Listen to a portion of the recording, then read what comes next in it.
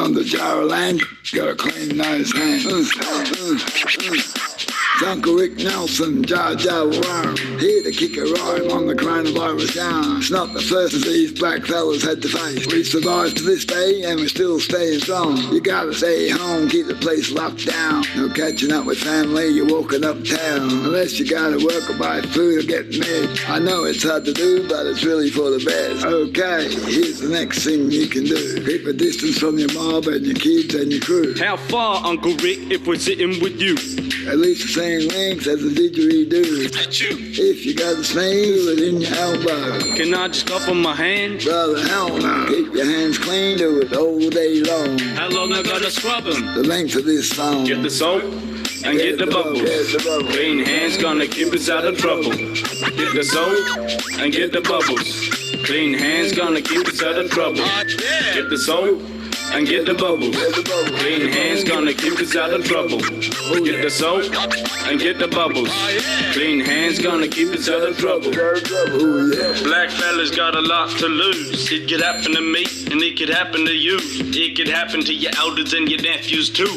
Tell him, Uncle Rick, what's a mug gotta do? Get the soap and get the bubbles.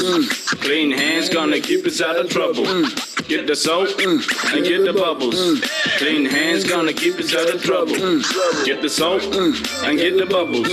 Clean hands gonna keep us out of trouble. Get the soap and get the bubbles. Clean hands gonna keep us out of trouble. Get the soap and get the bubbles.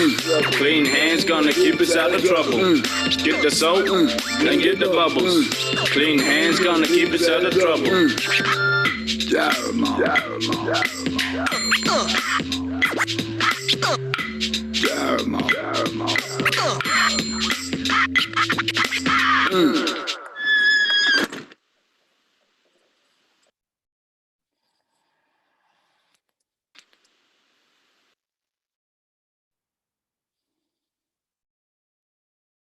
Wow, that was really cool. Thanks very much for that. I'd just like to welcome everybody to our third show, Castlemaine Commons, Connect, Catalyse and Create. And I just want to hand over to Kathryn Coff to do an acknowledgement. Yeah, I can't do a welcome to country, Nat, being a Yorta Yorta woman. I'd like to acknowledge the country that we're all on. I'd like to acknowledge the healing that's happening to country during this time. And it's often that feeling that is actually getting personally me through these times. I'd like to acknowledge the elders of the past. I'd like to acknowledge my ancestors. I'd like to acknowledge the elders this side of Big Hill, Uncle Rick, Uncle Brian, Auntie Julie, an adopted elder of this community. I'd like to acknowledge those that are moving forward, keep pushing the boundaries, disrupting the system, and making this place, I believe, a better place for everybody during this time now. But I'd also like to acknowledge the future elders. We've got one sitting here right now with us today, because they're coming out so loud and proud and so comfortable in their own skin. I believe they're the leaders of tomorrow. So thank you. Thank you, Kath. I'd like to welcome everybody to the third Castlemaine Commons show. This one has the title, The Rise of Lockdown from a First Nations Perspective. And we're very honoured this evening to have a number of guests with us. Before I go to the guests, I'd like to tell you a little bit about Castlemaine Commons. The Castlemaine Collective is a small group of local Castlemaine people that have formed in response to the rapidly changing situation with the COVID-19 pandemic and its impact on our community.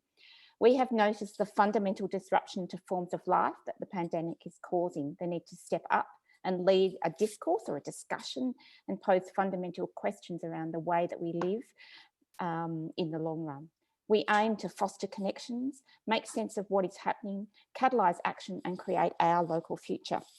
Very excited that we've got a number of guests to talk about a First Nations perspective on the pandemic this evening. We have Kathryn Coff, a Yorta Yorta woman and respected member of the Aboriginal community in Castlemaine. She currently manages Nalderun Aboriginal Services and sits on the Shire's Indigenous Roundtable. She's also an Indigenous Practitioner and student at Trobe University. Welcome, Kath. We've also got Declan Ferber-Gillick, who's an independent multi-award winning artist, music producer, rap, hip hop performer, poetry and prose and visual arts. His creative practice spans playwriting. Sorry, I've just said all that. Sorry. He's an educator of Aranda and Irish Australian heritage. He's currently based in Castlemaine. We've also got Chase Norfolk, a young man from Gunai-Kurnai origins. He describes himself as funny, loyal, and always looking for new things to do and learn, especially about his culture. I'd also like to welcome at the last minute Dallas Whitcomb, who's is it Darrad man from New South Wales? Yeah, that's right. Yeah, and he's currently an executive director at Badak in Bendigo, and is managing health and wellbeing and community and family services there. So I'd like to welcome all four of you to tonight's show. And I'd also like to welcome Emma King, who is also, again, co-hosting with me this evening. So I think the first thing I'd really like to ask is, hey, what did you think? Tell us about that, that rap, Uncle Rick's rap about COVID-19. Chase, what was it like? I reckon it was great. Yeah? Experience. Didn't know Uncle Rick could rap, but True. it was funny. Yeah. And the filming was great. Yeah. Yeah. I didn't How know. did you get pulled into it? Stu and Camillo rang me up late at night. They were like, Kath had an idea that you would like to come in and do some rapping for Uncle Rick, and I just got brought in. I was like, yep, I'd love to do that. Get out of the house. Have you ever done it before? Oh yeah, I did a concert. I forget the name. Kath probably knows, but I did a concert with Kath's daughter, her song about the moon. What is it? The seasons. The seasons, mate. Yeah. What are the seasons called? The part of the cooling seasons we did at the cooling seasons. Yeah. Yeah. Cool. And I did that to poor Chase because he's got the most amazing voice, as I'm sure you've all heard in rapping. Yeah. So beautiful, in a very masculine way. Sorry, right? I said the word beautiful. Sorry. And so I just and he also too, he's talked to me a lot about wanting to step up in community, and he's proud about who he is and stuff. So, and he said, Kath, if there's any openings for this business, let me know. So when someone asks you that business, they're ready. Yeah. And obviously you could see that in the clip. Hey Chase, how's it going down amongst your friends and people around town? I reckon it's better for us because we can still connect with each other on the computer in class, but I'm probably the only one that only goes to class all the time, but we all get out in our backyards, do what we used to do when we were little kids, just experiment and have fun. That's how I've been doing it. Yeah, right. We were checking YouTube tonight that the clip's got 6,000 views. Yep. Is that right? Yeah. So it's getting pretty popular. Yeah, it's great. Yeah, cool. Declan, can you tell us how you were involved and what you did with the clip? With the clip? Well, I just did whatever the video person told me to do. Yeah, right. Yeah. How about you, Declan? Yeah, so I am a songwriter and musician amongst other things, and have a bit of experience working in community storytelling and community hip hop, and I've got a small home studio, and Camillo, who works with Badak men's groups, contacted me and said, hey, we want to get a health message together. What do you reckon about a song? And I sort of said, yeah, pretty much. If you get me the messaging, if you tell me, if you get in contact with Badak and they can tell me exactly what needs to be in the song, can probably have it done in about 30 minutes. And so it just sort of happened very organically and very quickly. And I put together a beat in the whole thing took me about 30 minutes to put together, and pretty much emailed it, draft and the lyrics through to Camilo and said, let's get these approved by Uncle Rick and let's get in a studio as soon as we can. But yeah, the whole turnaround was very non-bureaucratic and very kind of self-organizing and really organic. Happened in a couple of days. How did we invited Uncle Rick to come along tonight. He's not too well this evening, so it's a shame he can't be here. However, how did he go with becoming a rap artist? Yeah, I think he was pretty keen. He was like really stoked to be involved, and there was no hesitation. It can be a bit of a thing to try and get your head around, you know, the pace and the syllables and the rhythm in like quite quickly. But yeah, after about 20 minutes, he sort of started to get into it. So I did a little bit of coaching, and yeah, by the end of it, he was really on a roll, and I think he's really enjoyed it. I think he's really felt good about you know, being a central pillar about the central pillar of getting out a message. And you know, there's clearly a lot of joy in the clip, and there's a lot of joy in the process, and I think that's really evident in the way he speaks about it. And you know, he's done interviews with the paper now, and I'm just really glad to have been able to facilitate that and to be part of such a joyful process with you know, with a respected person who I've only really known for a few months. So I think he had a great time, and I think last I heard, he's pretty keen to do some more, actually. Yeah, true. I've just seen a comment, Auntie Julie McHale's commenting on YouTube. Hip hop youth concert? I liked it. She says hip hope for youth concert. It was a nice twist on it. Nice, Auntie Julie. That's actually the name of it, Emma. That's what she wrote, yeah. Yeah, but that hip hope is the name of the concert that all the kids did. Oh, they did it already. Yeah, great. Yeah, do another one then. Yeah. So, Kath, how are you? How is the clip going down with the community, do you think? Oh, you know, they're just lapping it up. Everyone is, because I think everyone needed something at the moment, didn't they? Yeah, it's an important message, but it's good to do it with a bit of a laugh and make people feel comfortable in it. And yeah, so I've heard nothing but rave reviews about it, which I expected, because I think the people that did it are awesome. I really wanted to thank Badak's involvement in this as well. So yeah, because it was also their fast moving in this business that sort of made it all happen. So I wanted to thank you for that, Dallas, while you're here, mate. No worries. We have a Badak Facebook page, and things were looking pretty grim, I guess, at the start of March. You know, with what may happen to our community, and we were finding it really hard to get any local content. So I actually asked Cam if he'd be able to get in touch with Uncle Rick. Uncle Rick's obviously very respected and recognised in the community. So I asked Cam if he could I sent Cam an email to ask if he could get Uncle Rick to deliver a few messages about the 4 reasons you're allowed to leave your house, and how Badak's here to reassure people that if you need anything to contact us. And he sent me back the rap song 2 days later, which we were all thrilled, and we just couldn't believe how good it was. And, you know, I guess it just went from there, but we were all ecstatic with how unreal that it went. And yeah, today I had our communications person that's employed by Badak. She sent me an email to say it's reached 6,000 people. So it's pretty impressive. And we had, I guess last week, I think was the real week that it got went somewhat viral. We had NITV ringing Badak, ICTV, the Wimmera News, Win News, Benny Advertiser. So it was really good. Cool.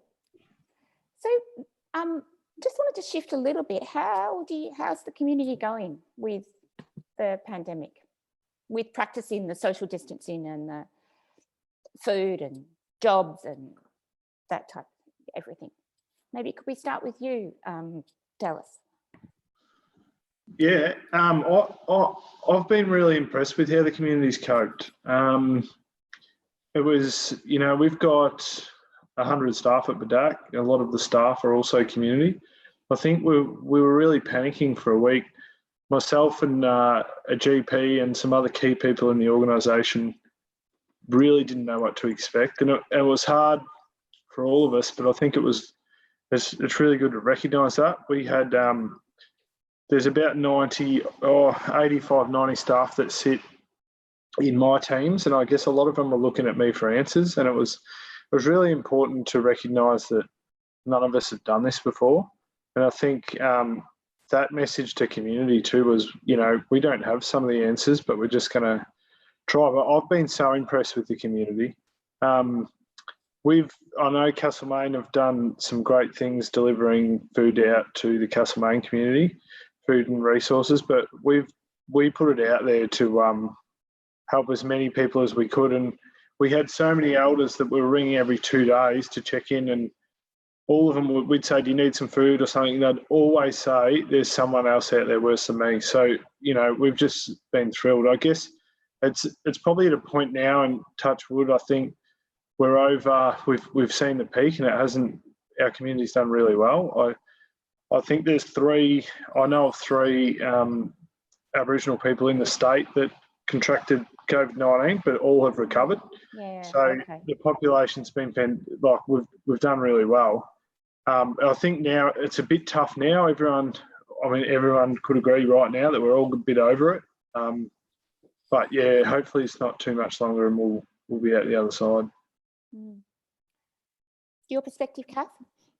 Well, I totally agree with what Dallas is saying. I think it was we moved really quick into action, as I spoke about last week, because we're sort of used to adapting and changing and coming together. And also Dallas was saying that, like, we just, you're always looking out for each other in community, and even the elders saying that there's someone worse off than sort of. So I think that's beautiful that we work like it's sort of giant family. And I think it was really lovely though the other day, because sometimes we're not sure if this message gets through at how we do this. And I was in the meeting with the mayor, Christine Henderson, and she said to me, and I hope she's okay with me sharing this, but it just was really touched my heart, because of the years of doing business, you just don't really know how it's all working. And she said, Kathryn, we've had someone that's wondering how the Aboriginal community is going in all this. And I was sort of waiting for a response, because I wasn't really sure how she was going to respond to that. But she, it was really beautiful, because she said, look, the Aboriginal community in this community are absolutely doing fantastically. If anything, they're helping everybody else in this time. They're used to adapting, and they're used to being resilient in this space. So it was just very empowering, because often I think maybe, this is just that people had thought that we're worried about us as they think we're vulnerable people, but we're also not vulnerable people, and we're there to support it. We're used to being resilient. And there was a conversation I had with Uncle Rick, he just said, we're used to doing this business. We just got to keep moving forward and being there for each other. And that's, I think, what's been happening. So that's beautiful. Yeah, I don't know if people saw the quote that was put up at the beginning of the show. It's from an Indian fella, but saying that how many Indigenous people, that their world, you've had to adapt to a changing world much more than a lot of other people, and that ability to adapt has been, I think, is one of the things that we can all learn from. One of the other things I've been thinking about, which I'd be really interested to get your perspectives on, is one of the first effects of colonisation in this area was the smallpox epidemic, which is, sort of another virus that sort of swept through in a very different way that the local communities had to get through and recover from at the other side. So yeah, I'd be really interested to hear, some more talk about that deep resilience that your communities have. Auntie Julie mentioned that on the first show. That's right. Yeah. Anybody? Comment? Nobody? I think it's fairly short. We just have to be. We've done it before, and we'll continue to do it. And and sometimes I hang out with people, non-Indigenous people, they sort of talk to me about, raising of kids and stuff. Look, I said, look, I'm so sorry. I don't raise my kids to I raise them to believe in beauty and there's love out there and everything like that, but I also raise them to have an understanding that life's really hard and it's to see the beauty within it. So I think we raise our kids to have an understanding of that, and some people might agree or not agree with that, but it means that while they're with us, they understand how to work through it and to become resilient and strong and proud about who they are, and to be able to battle through the hard times and push through it, even though life can be pretty crap at times.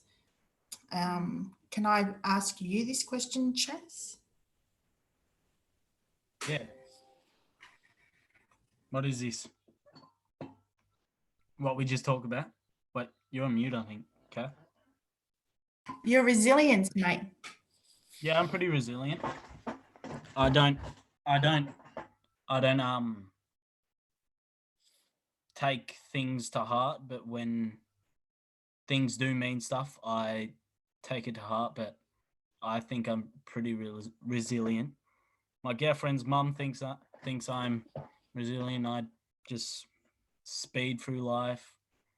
Like, I like doing everything that I do because I do choose my choices right, and I shoot for anything that I can get.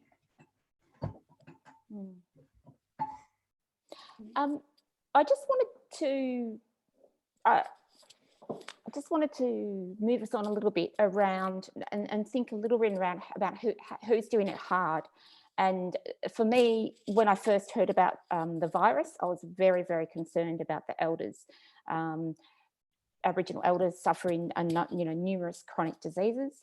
And I got very worried about that. I also got very deeply worried about that knowledge that elders have and the important role that elders play in the community. So I really just wanted to explore that worry or any other worries that people are having about the Aboriginal community, but also about, we've been in lockdown, now for 6 weeks or something. There's lots of talk about coming out of it, but this is something that the people are starting to talk about, the second wave and the kind of more longer term lifestyle that we are going to have to adapt to. So what are you worried about with the community? I'm happy to go. I think just I will get into that, but just on resilience and how the community pulls together. I don't think that's something we think about. I think that we're in a really privileged space it doesn't feel like a job. I've been in this community, my grandfather came here in the 60s, and we've been part of this community for, a lot of years. And the elders and the community, with chronic disease and the people we're really worried about are our families. They're everyone we know. So we're always going to drop everything to, do what we can to make sure they're safe and healthy. In terms of Western Hill, at Badak, we're trying to develop some sort of re-engagement strategy on how to properly engage the community. There's a lot of things for our community that we're going to miss out on this year. National NAIDOC Week has been postponed, which is a really important week for all of us to get together. But there's so many things that we're unable to do. So all the groups and everything we do now, we're just going to really ramp it up when we're allowed to, and make sure that we can connect back with everyone we know. Declan, do you have something to say on that? Can you repeat the question? What are you worried about?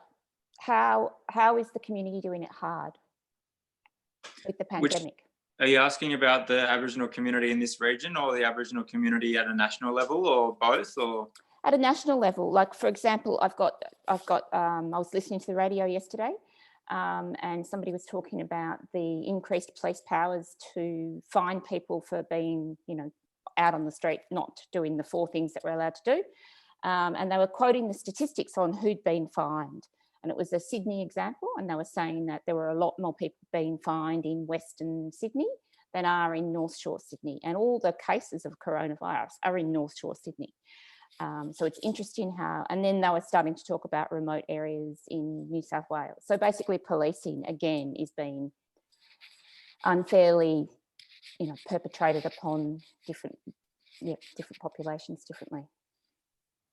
All right. Well, if the question is what I'm worried about, yeah, I'm not. That's not my immediate worry. My immediate worry at the start of the outbreak was that about my family in Central Australia, and yeah, some of my main concerns were about people who live like, you know, really highly transient and highly itinerant, highly communal lives, as is the way of people, you know, living out of town or living in town and between town and bush in Central Australia. And yeah, some of my worries were about effective means and modes of communicating and getting it through to people that getting messages through to people who aren't necessarily normally engaged with you know, Western forms of media, or you know, some people for whom English is a second or third language, and who might have like maybe two working phones between 8 people, and you know, like people who live in a way that is like disengaged from mainstream society in a way. Some of my main concerns were about getting people to, like, trying to bridge that gap to get people to take things seriously and understand that this was a real threat to us, and that especially something that people can't see or touch or feel, it's quite difficult to convey abstract threats. So I spent quite a lot of time trying to contact family, trying to like convey things to family and try and get across to people, like, you know, what, you know, social distancing and like, you know, just social distancing is like, you might as well be speaking another language a lot of time to people who, you know, who our way of life is to live in highly shared environments. And I think something that it really brought home for me and was really galvanizing and worried my heart was the difference in people's awareness of what's happening in global society, and that, I guess, that kind of gap between a global thinking kind of class of society and then like a hyper local, hyper communal way of thinking about life and society. And in times like this, there's that for me there was an intense realization that there's a big gap there. And I was really pleased, and I have to say I was very pleased and I was very relieved that a bunch of organisations in the Northern Territory, Aboriginal organisations, united and made a statement and supported the government to take action to close the borders. And it wasn't too long before organisations were helping people to get out bush and getting appropriate messaging out, appropriate signage and appropriate messages. And so that's the worry for me, is that people, the modes of communication are at odds with one another, and people don't have good reasons to take abstract threats seriously. And I get really worried because the possibility of having a generation of elders wiped out is a really horrific thing to consider. So yeah, and my involvement with the local community here has been limited. I've been working with Nalderun to work on the food delivery service, but I haven't been living here that long enough to really know that many different families, and so I'm still really getting to know the area. But yeah, if the question is about what worries me, it's that the sense of like remoteness, and that people's remote lives, meaning that they're disengaged and finding it harder to adapt in ways that people who own their own homes and live in small families might find it a lot easier to adapt.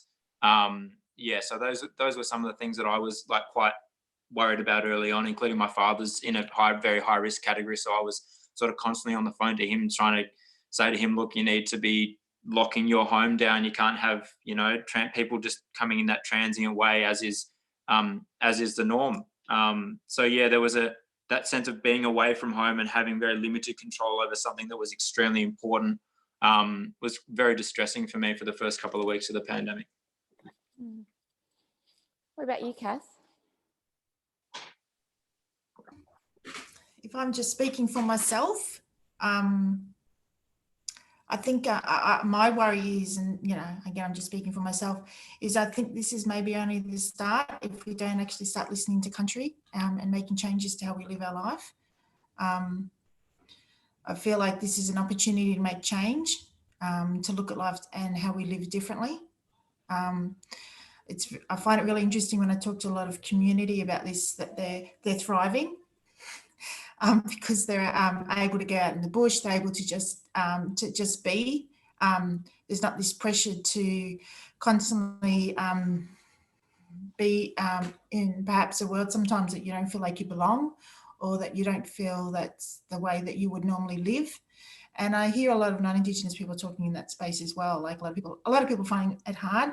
But I think my biggest worry is if we don't take away from this what we've learned. For me, I think we've brought on this country to protect the country and to look after it. I think to move to this level, we're in quite a large crisis. And if we don't learn from this, if we don't make changes to our lifestyle, there's a lot of how we're living now that I think if we could take away from that and live our lives differently, even appreciate things that we perhaps didn't appreciate before, then that's what worries me, because I don't know what will happen then. I think country brings things and into our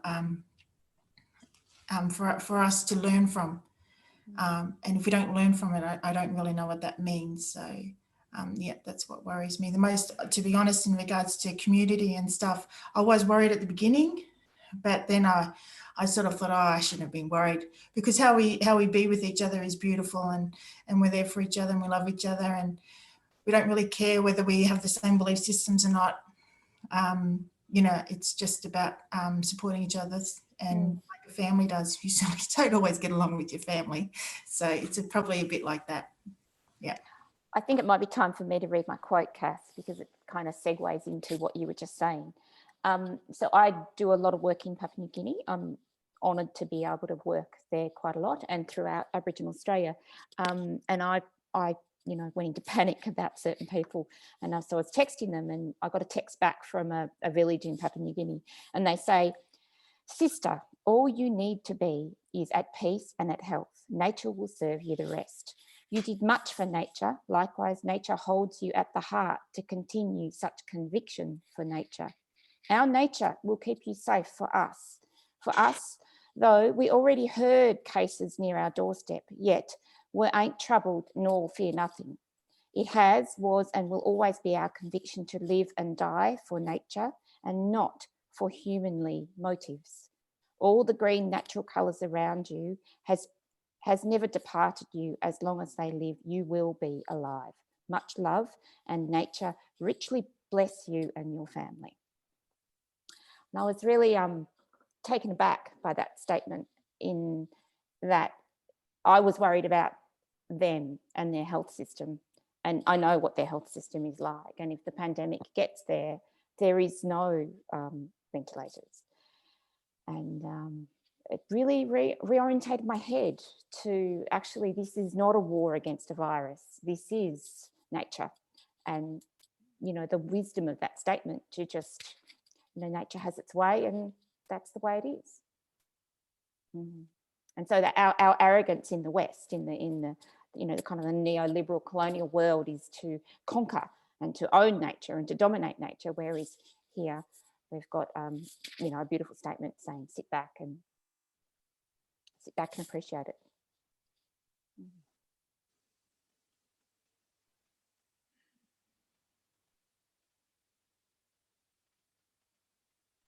Anybody? I think it's nice. I'd be wary of over romanticizing the role of nature in mediating the suffering of human beings. I think there's I don't know. I think I'm wary of that as a kind of platitude.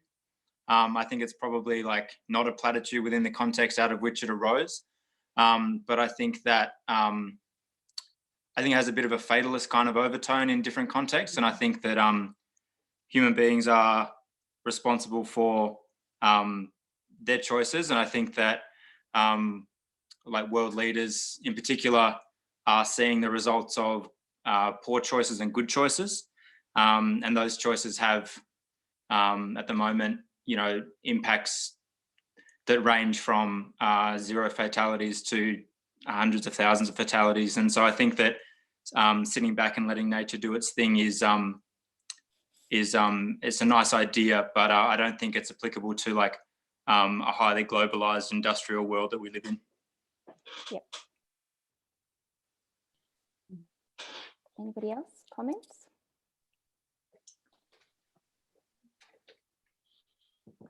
Maybe can I go back to what? Sorry, I do agree with Declan. We need to, and if I meant you know, to be listening, actively listening means in a form of action, like learning.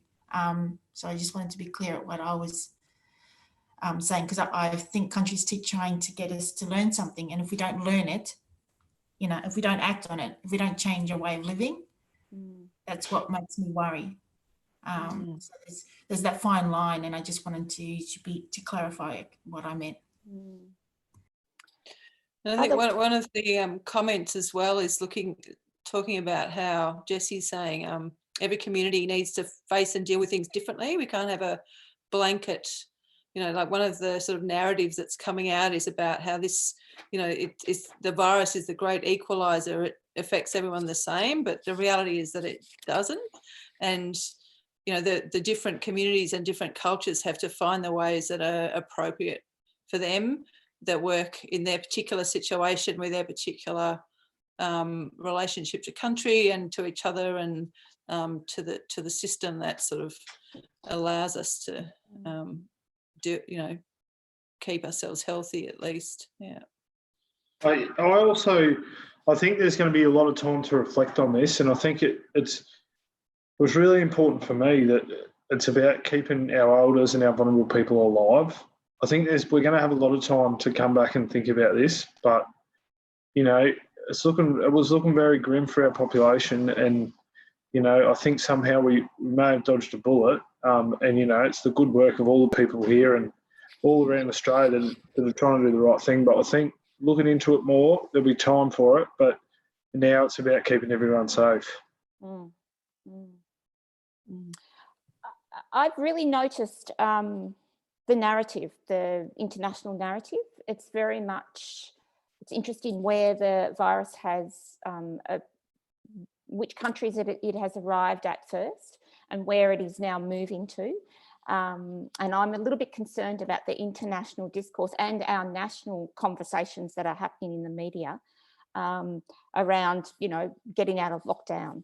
And I'm very mindful of the voices that we're not hearing. So we're really not hearing much from Africa. Unless you go and chase it, it's really difficult to hear what's happening in Africa, in Indonesia, in parts of Central South America. Any thoughts on that? That's what I'm worried about.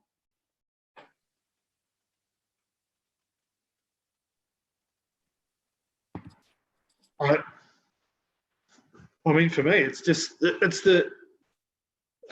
those sort of countries probably don't sell newspapers, and you know what I mean.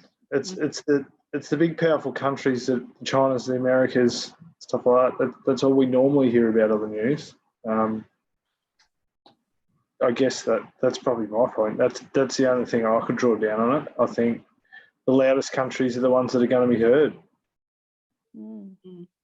I do wonder if, you know, if the pandemic hadn't been something that, you know, it started in China, but then the first countries that were affected were in Europe and then America, if there would have been a global pandemic called, if it had been something that broke out in Africa or South America and hadn't got to us yet, as the way it hasn't got to them, you know, there's that real, you know, the cultural imperialism of the West as being the first affected.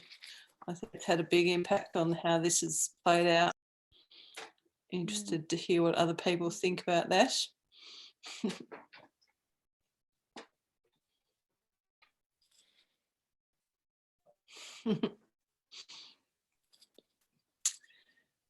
Kath?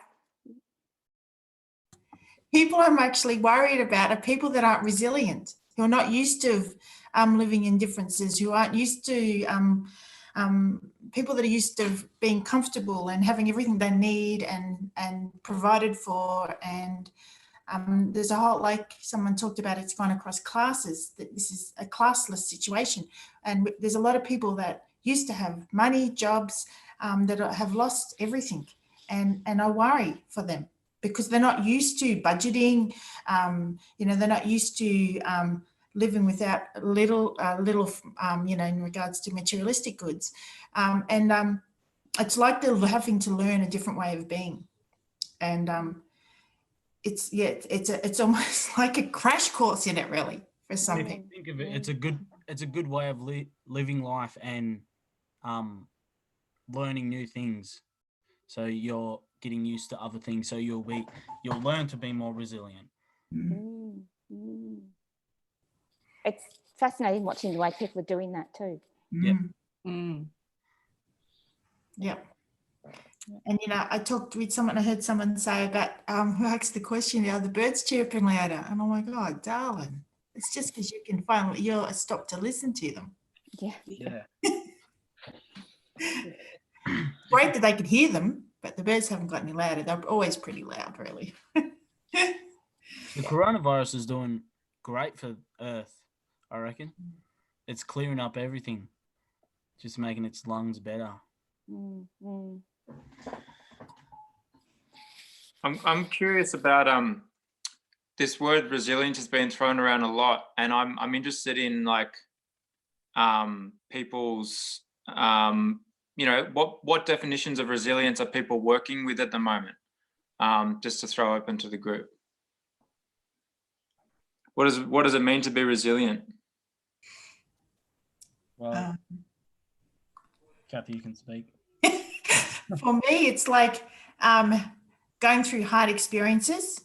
Yeah, that seems me. Yep. Feeling them. You have to honour and feel when you're going through these times, not pretend or squash them down, and then move forward with a new learning. Get back down and get back up again. Yeah. For me, that's and to keep doing that and to keep doing that time and time again. So for me to be resilience is not allowing the hardness to determine who you are or how you're going to live your life. To have the hardness for you, the hardness is actually a way for you to see beauty and to see the love in there. I know when us as a family we were having some really hard times, was the time that we started introducing best part of our day. And we didn't introduce that when we had lots to talk about in regards to the best part of the day. We introduced that to teach our kids that that's sometimes what you need to look at through the hardship. So I'm not sure about other people, but that's how I see resilience.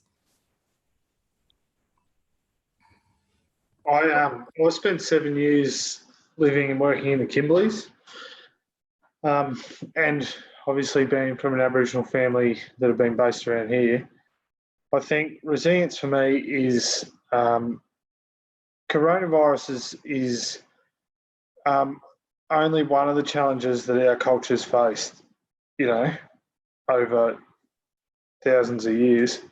And if you go back and look at the other things we've faced and how we've come out, resilience for me is about, I have no doubt in my mind that our culture will be as strong, straight after this.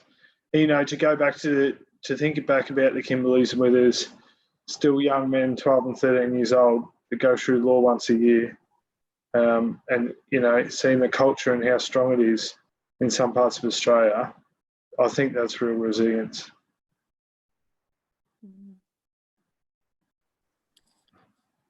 There's a number of... Do you think you're sorry? No, you go. I was going to say, do you think that connection, the web of connection, I think you talked about last week, Kath, and the community, that strong bonds that the community has, from the outside, it seems that is a really important part of your resilience as individuals as well as a community? For me, I mean, that's part of it. But the other level of resilience for me is I have some really strong bossy ancestors. And at times when I crumbled on my bed in the fetal position crying, and then I'm decided I'm not going to give up and not do what I'm doing, it's them that tell me to keep moving forward for the next generation. So I live for our future children and our children's children, as a lot of community does. Yeah, I just wanted to speak to that because it really ties into my understanding of resilience. Because I've been thinking about, you know, when a word gets thrown around a lot, sometimes it starts to lose its meaning. But or like, you know, you just kind of hear it a lot of times, and you just kind of becomes a bit of white noise or something. But yeah, I guess for me, like underlying resilience is like beneath resilience is purpose. And I think we live in a time and we live in a world where, you know, blackfellas and everyone really we've had this kind of, I feel like for the last 30 or 40 or however many years in particular, we've had a real deliberate eroding of our communal attachments and our sense of community. You know, the way the infrastructure has developed, the way that work has changed, the way that society has been, you know, under attack from particular global economic systems. I think that we've really lost this sense of attachment to one another, and we've lost this sense of being fundamentally dependent upon one another and dependent upon the natural resources and the country that we live on. And I think if you don't have to scratch very far beneath the surface to find a real kind of like in day-to-day life, I feel like there's a kind of listlessness and a real like a lot of nihilism around. I think we live in a very nihilistic age where people don't really like, you know, we don't really like, a lot of people don't really believe in that much. And I think for me, like at the heart of my Aboriginal identity is a really deep belief in collective approaches to like survival and healing the world. And I think that like resilience is kind of meaningless to me unless there's purpose. And I think it's a war against, we're living through a war against purposelessness.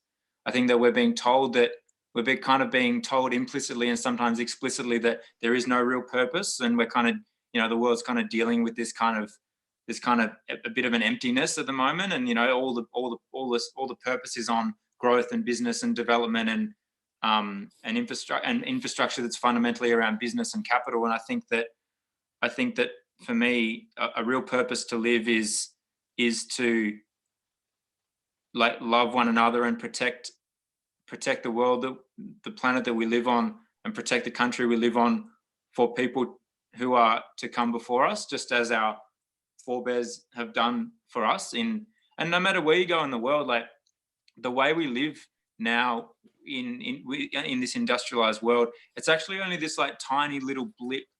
It's this tiny little blip in human history compared to how people have lived for like 95% of human history, which is deeply in touch with the nature upon which they survive and deeply connected to one another, living with their elders, living with their parents, you know, grandparents and great-grandparents living in the same communities and houses as their grandchildren. And I think that as we become more and more individualized, we've lost a lot of that, and it leaves us feeling really blind to our fundamental attachments and dependency upon one another, interdependency upon one another and our country. And so for me, like resilience is what you get when you reconnect with a sense of like purpose and commitment to growing and healing one another and the world and yourself. And that for me is what's like really key and fundamental. Like for me as an Aboriginal person is this sense of like, I'm here because people looked after this country and people looked after these stories and people looked after my spirit for me to come. And so there's lots of things I do with my life, but like, unless I feel like I'm contributing to that, the next iteration of those to come, gets really meaningless, and then resilience kind of loses its purpose. So, yeah, I think digging down beneath resilience to like, why do we want to live? Why should we live? Why should we look after country? I think I think we have this moment now within this coronavirus pandemic where that kind of thinking, which has always, is at the center of all, First Nations and Aboriginal and all collectivist ideas of living. I think we've got this kind of kernel of possibility that could start to grow in broader society again, and that's what excites me about the future. I think too, though, Declan, because you said that, because I was worried when you first started talking about purpose, because purpose, depending on the person, can look very different.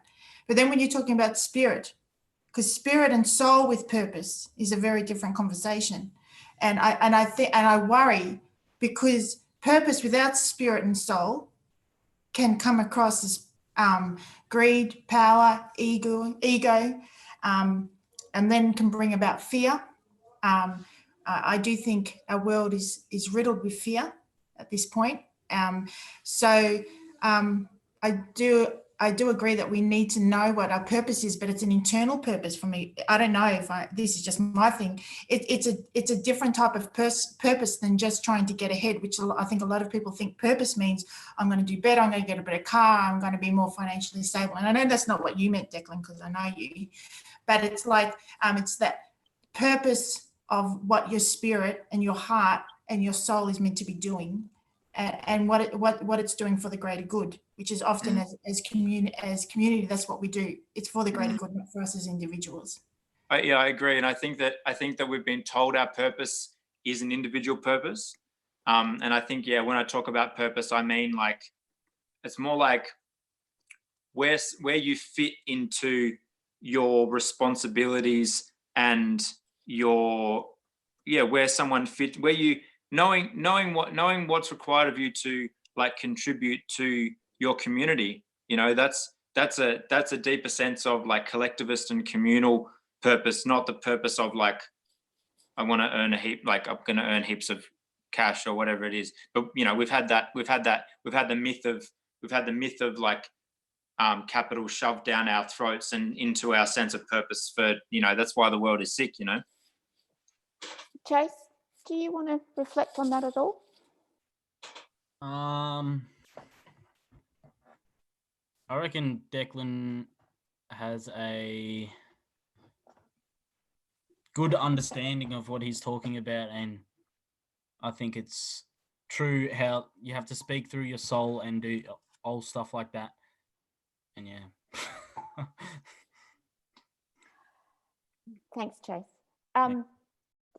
For me, what I've really noticed is that a lot of non-Aboriginal people have stopped being busy and stopped in that production mode. And I've really noticed with working, the honour and privilege I've had with working with Aboriginal people for 30 years, I've really noticed how a lot of us are shifting more into a caring role. We have to look after our family, and that we're not used to doing that.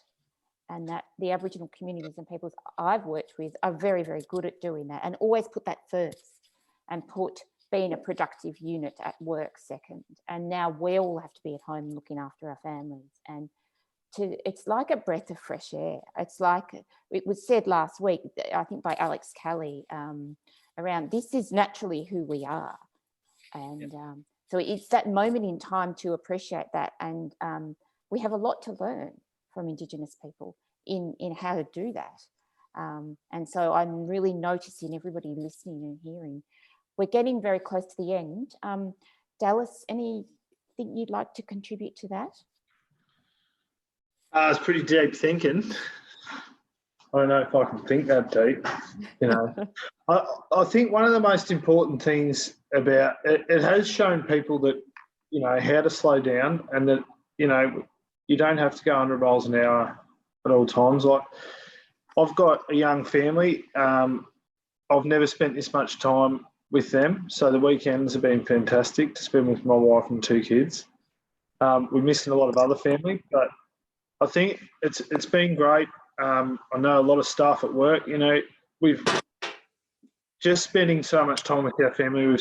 I've got a 3 and a 2-year-old. So the amount of new things I've got to see them do and the quality time I've spent with them, I think some of the things that we're going through at the moment are going to hopefully be positives for what lies ahead. I think we can take a lot of good things out of this, knowing now that, you know, the experts will say we're probably past the peak. You know, Australia's coped really well with what's come, but I think it's, you know, it's a great thing to reflect on and take some of the learnings of what we've done into the new way of life, or how we live from now on. So thanks for that, Dallas. This is the final question. We always ask this question: what is the long game? How can we build from this experience? And just, I want to thank you for that, Dallas. I just want to hear from everyone. Chase, might you be able to? Yeah. What do you mean by this experience? The coronavirus, or? Yeah, being in lockdown. I think we can like, learn. how do we make the world a better world? What do we learn from this and take forward? I reckon we could do what we've been doing at home, connecting with our families, as everyone has been saying, and just worry about our land more and our earth, because we only have one earth, and we're not gonna make it last long if we're gonna keep up like this. That's what I think. Thanks, Chase. Declan? I think some of the real key things that I think come out of this into the long game is that, you know, the world has now seen multiple nations at their leadership level cooperate on a massive economic scale, and I think that, you know, the excuse that, or the going slow on issues, you know, the major issue of climate change and renewables, and, you know, the ultimate violence and affront to country, which is, you know, the digging up of fuels that are going to contribute to its disintegration. I think that, you know, human beings we're not going to believe any longer that governments can't act, and I think that harnessing that power and, like, bolstering those demands, seeing that there can be global action, I think that that's really important. And I think the other thing I would add is that we're necessarily shifting into a new paradigm, which is going to involve the recentering of land or country or nature or whatever we want to call it, the recentering of that, the recentering of human relationships, and the recentering of the health of human beings on a mass scale. And I think that those things come together, and First Nations people around the world have experienced and continue to operate in ways that already centralize those things. So they're the two things I think moving into the future, we're gonna need to remember, and people could stand to learn a lot from. And yeah, it's inevitable. We're shifting paradigms. You know, we're living in a young but broken system, and we're going to go back to the way that it's been on Earth prior to that, I think. Kath? So because I know Auntie Julie's out there, because I brought this especially for her to make her jealous, although I think she has one. See, I didn't always know this knowledge. But this knowledge has been held in a country that I live actually just could walk in walking distance from. And it's the bunya pine that I have here in my hands. Now, the bunya pine, the tree itself, before it can seed, takes 100 years. That's 100 years that it has grown and understands and sees country, feels the weather, understands it.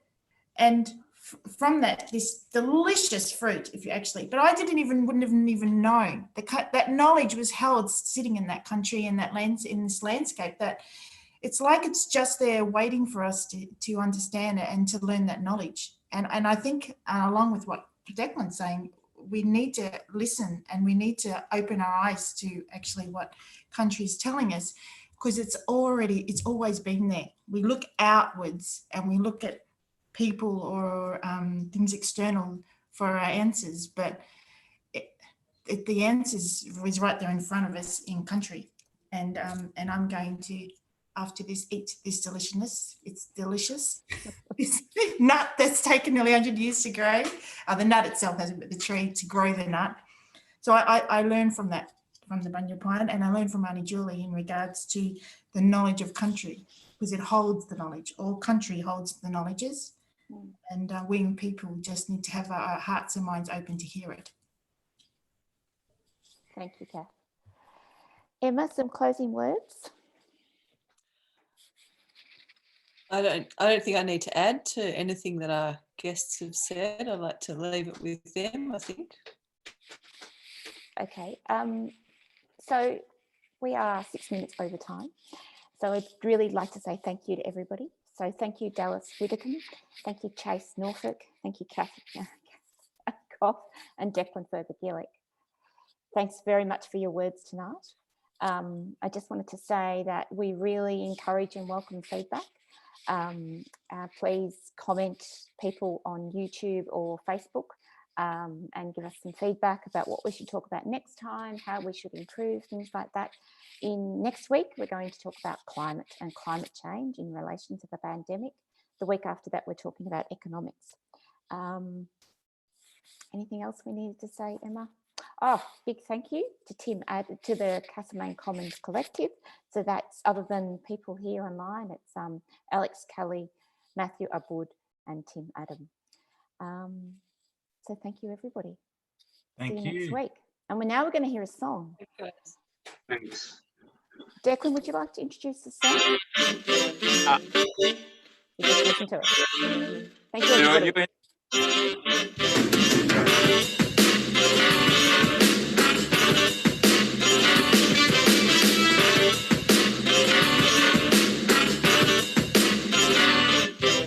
This is a resistant strain in my lyrics, in my veins, in my pigment, in this gift that's in my brain. This is a resistant strain. This ain't a simulation, this is clear as day. Resistant strain. I never give the state a lift to the bank. I'd rather give the state a kick to the face. Still, we never gave them permission to take the biggest estate. Never assimilated, never forgot or forgave, but just got on with the day. Got on with getting paid what I get on with getting our nation's histories erased. Get on with nation building on our ancestors' graves. Get on paving the way for their capital gains. Get your facts straight, like back-breaking labour back in the pay-taking days, in the wage-faking days, back in the station-making days, back when the places they came to claim were vacant. Whoops, except for the ancient clans and black nations. Set the course for all of these expansive plantations. Irrigation and land management practices in place, and these complex strategies imagined through having dreams and translating these dreams in language through generations. This is a resistant strain in my lyrics, in my veins, in my pigment, in this gift that's in my brain. This is a resistant strain.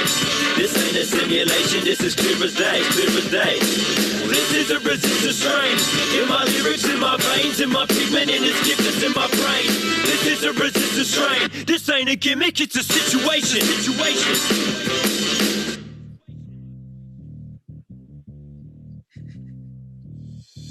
Resistant strain, have to say that I have a habit of having a say. Match with an appetite for combat, rapid fire comebacks. Stand aside if you're blabbing away, you're in the wrong place. I'm averaging a song a day, burning sets with my intellect. Less than courteous when I interject, mind bred like a steak or tax break. Leaving you in a kayak without paddles and back straight. Having an asthma attack and choking on a hash cake.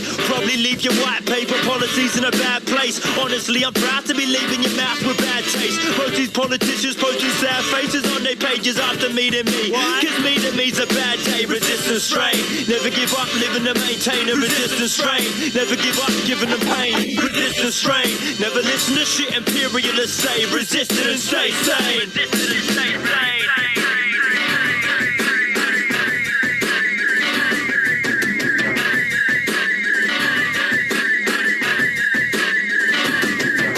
This is a resistant strain in my lyrics, in my veins, in my pigment, in this gift that's in my brain.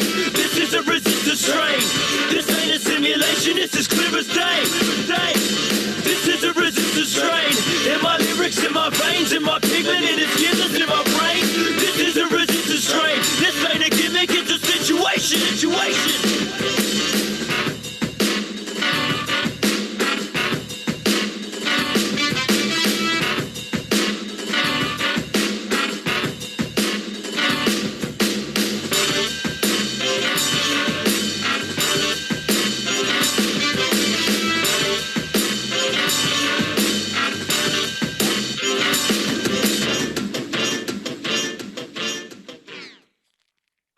better back announce that.